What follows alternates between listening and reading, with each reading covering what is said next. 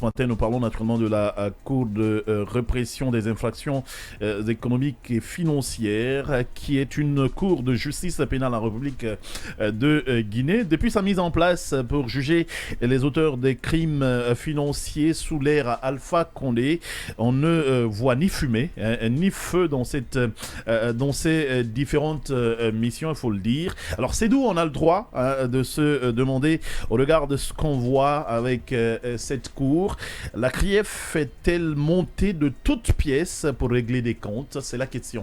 Ah oui, c'est la question, Kamal. Nous parlons aujourd'hui bien sûr de la CRIEF qui, à mon avis, n'a plus rien à prouver pour maintenir ses accusés dans les box.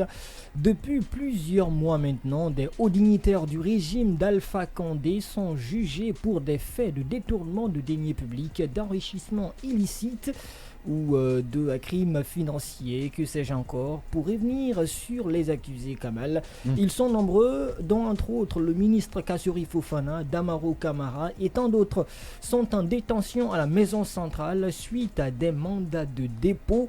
Kamal, je ne suis que sur les faits pour l'instant. Normalement, suite à toutes ces accusations, la CRIEF devrait nous situer sur cette affaire qui continue encore à prendre du temps pour être élucidée par ceux qui sont en train de tirer les ficelles pour que les détenus restent encore en prison.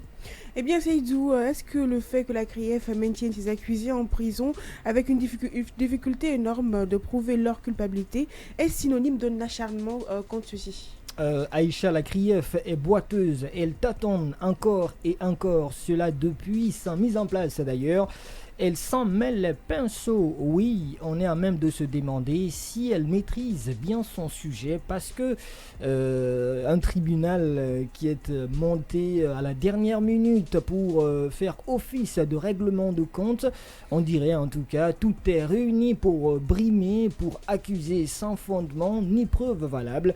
La CRIEF semble avoir perdu le nord grâce à toutes ces mains noires qui continuent à empoisonner la justice guinéenne. Une justice qui avait commencé à se sentir mieux est aujourd'hui sous la menace d'une diarrhée violente qui ne prévient même pas avant de venir.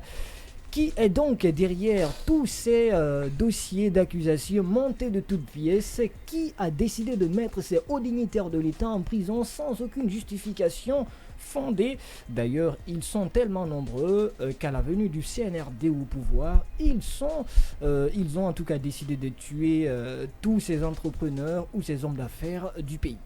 Eh bien, Seydou, tu ne fais pas du tout de cadeau aujourd'hui. Alors, tu dis que ces hommes-là sont rusés et méchants. C'est quand même lourd, hein? Ah oui, c'est lourd, Aïcha. Je maintiens mes propos.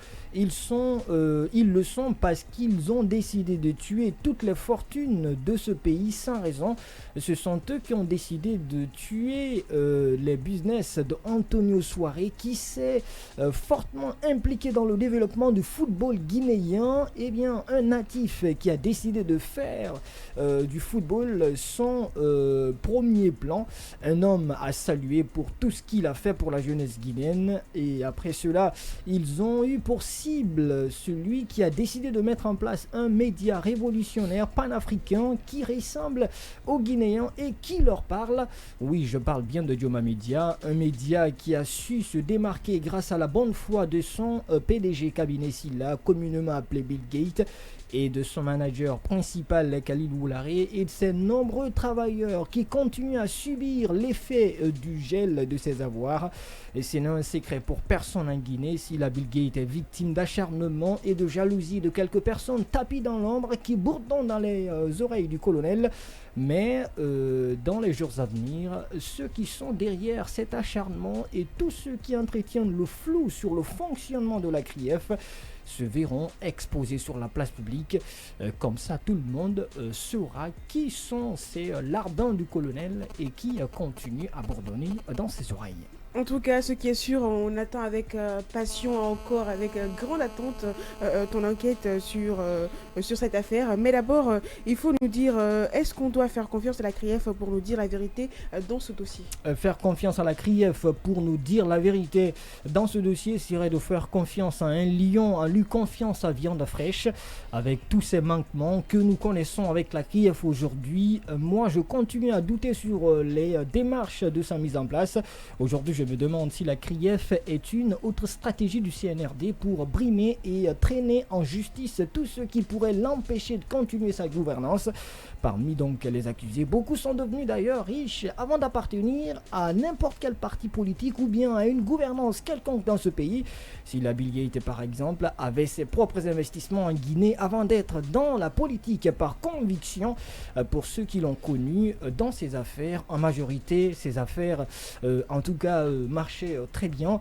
Il s'est construit seul, j'y arrive, il a aidé la jeunesse guinéenne, il a créé de l'emploi, il a décidé d'aider plusieurs personnes à distance sans même les connaître aussi. Pourquoi s'acharner contre ceux qui tiennent l'économie locale? C'est dommage de vivre dans un état comme le nôtre avec toutes ces injustices. Accusés, tenez bon, vous serez bientôt parmi nous après cette vague de gouvernance qu'on ne connaît pas encore. Après tout, il faut retenir une chose, tout finit par finir et vous serez encore plus fort. Tout ce qui ne nous tue pas nous rend plus fort.